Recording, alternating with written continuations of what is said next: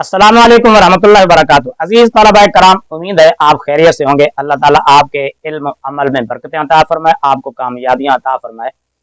हमने कल जो है वो पहली पूछी थी कि कामा जैदुन किस सूरत में कलाम नहीं होता।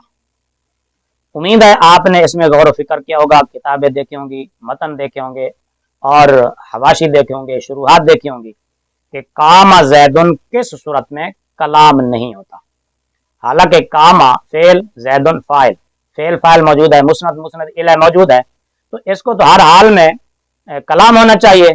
तो इसका जवाब ये है कि कामा जैदुन या इस तरह की दूसरी मिसालें अगर इनके ऊपर हरफ शर्त दाखिल कर दिया जाए तो हरफ शर्त के दाखिल होने की सूरत में कामा जैदुन कलाम नहीं रहता, क्योंकि जो कलाम है उसकी तारीफ में ये शर्त भी है, तुफीदुल मुखातबा फाइदतन तामतन, कि मुखातब को तामा फायदा पहुंचाए, यसिहु सुकूत अलैहा, और उस पर सुकूत भी सही हो।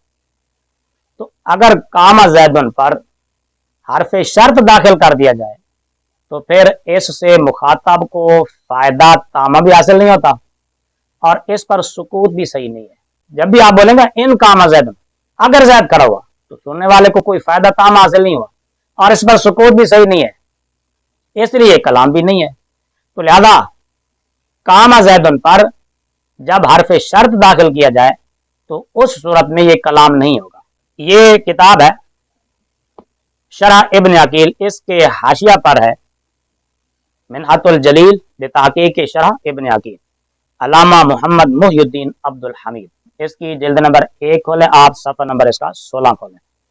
उस पर लिखते हैं कि लम यकुन हाज़ल मिसालु व नहवुहु कलामन, ये इन कामा जैदुन, ये और इस तरह के दीगर जो जुमले हैं, दीगर मिसालें हैं, वो कलाम नहीं है।